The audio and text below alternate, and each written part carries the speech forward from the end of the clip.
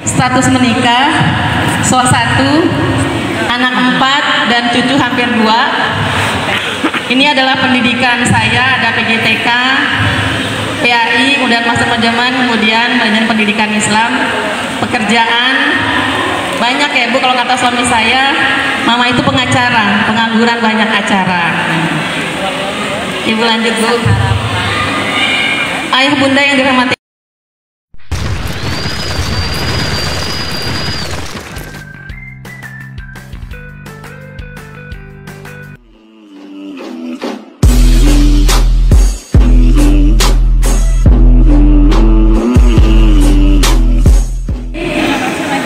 tugas perkembangan sekolah itu tentu tadi kita bicara tentang keterampilan fisik ya Bun ya.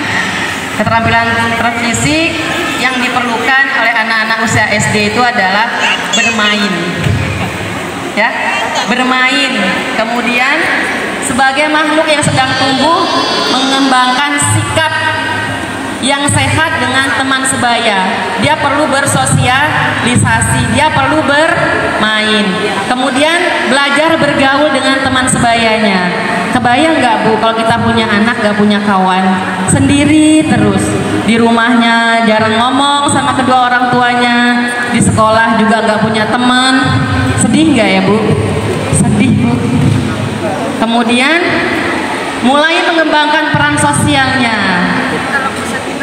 sebagai seorang wanita dan sebagai seorang pria.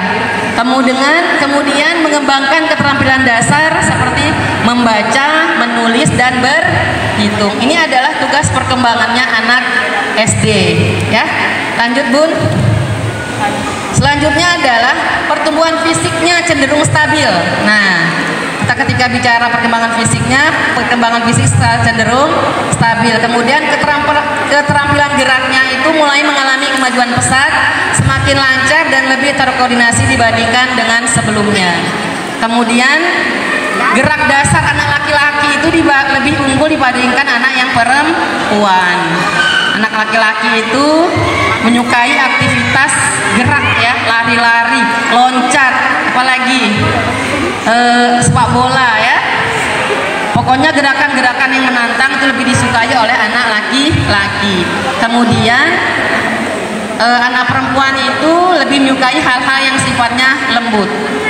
Nah Bun, kalau ada anak laki-laki kita yang lembut dari kecil Bun gak suka hal-hal bergerak, dibantu ya Bunnya di rumah ya, dibantu jalan-jalan, diajak naik sepeda, diajak kegiatan-kegiatan fisik.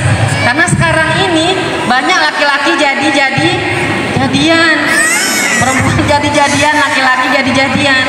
Apa sebabnya?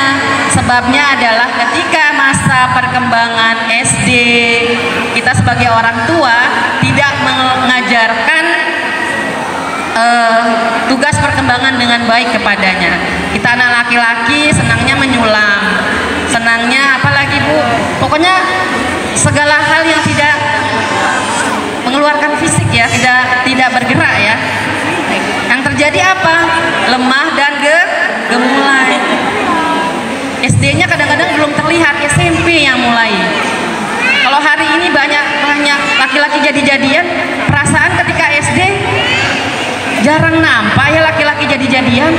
Tapi udah sekarang ini ya Allah, garu-garu kepala melihatnya. Kemudian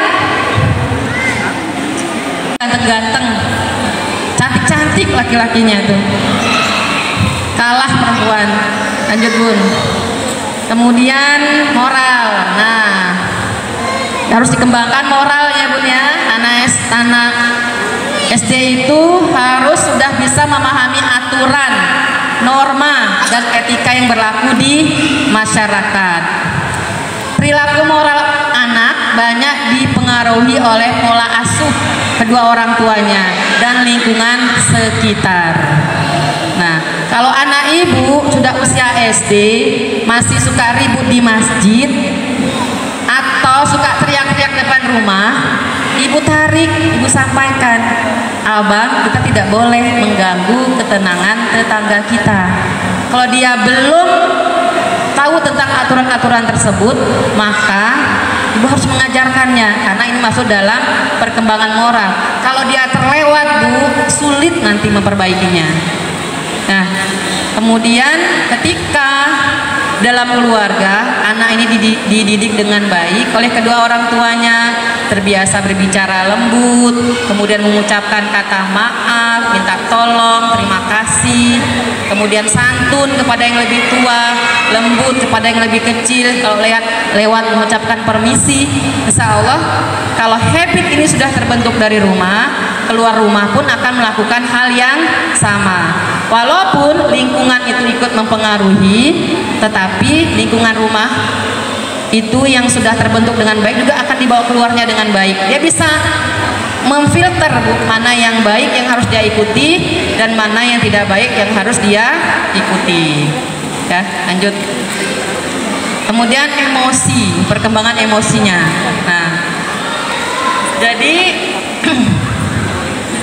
perkembangan emosi anak ini memainkan peran yang sangat penting dalam kehidupan anak-anak kita. Semakin luas pergaulannya, ya, semakin luas pergaulannya, semakin banyak temannya, semakin banyak dia menemukan orang-orang yang berbeda di sekitarnya, maka kemampuan perkembangan emosinya semakin matang.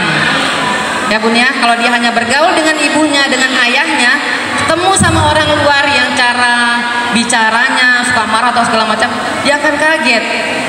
Karena sebelumnya mungkin ketemu sama ayah ibunya, tiba-tiba ketemu orang di luar yang sikapnya seperti itu.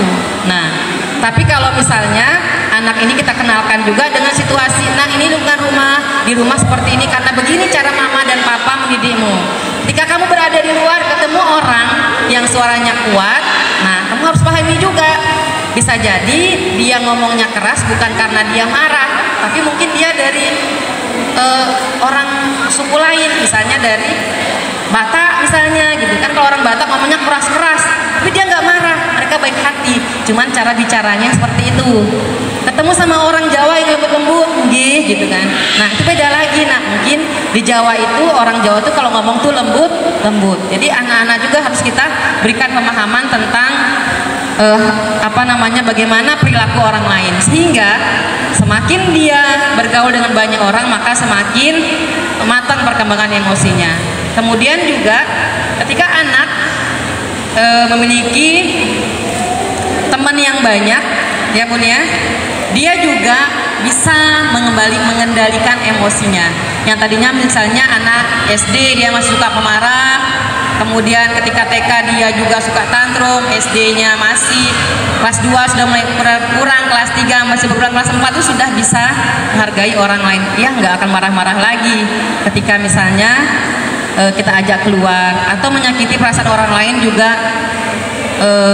tidak ini lagi, ya, emosinya sudah bisa dikendalikan kalau dia sudah di usia sekolah dasar. Lanjut Bun.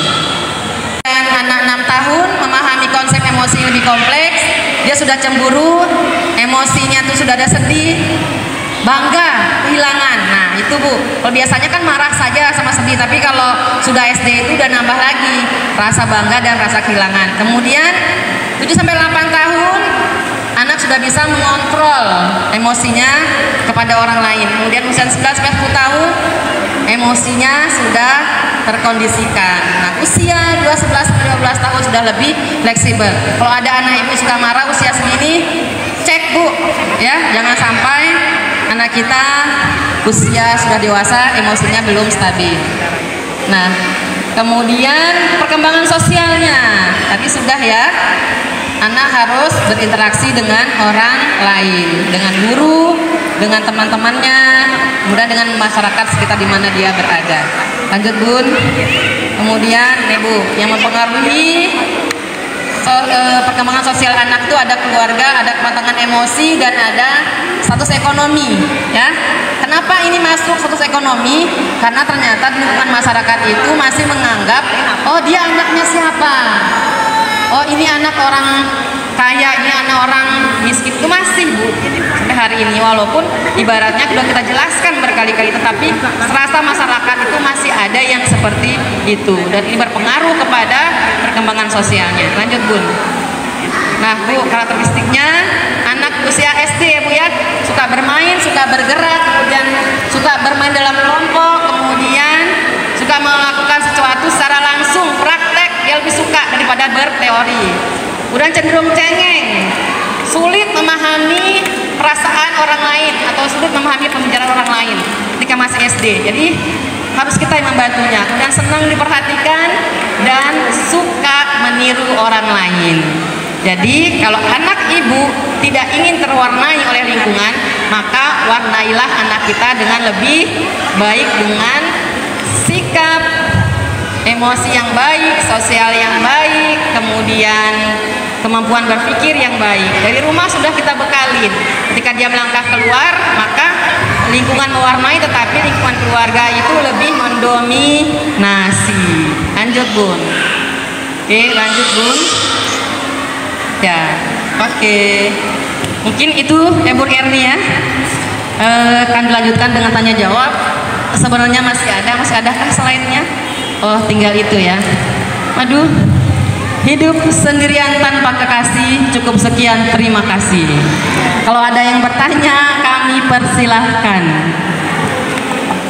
Minum dulu.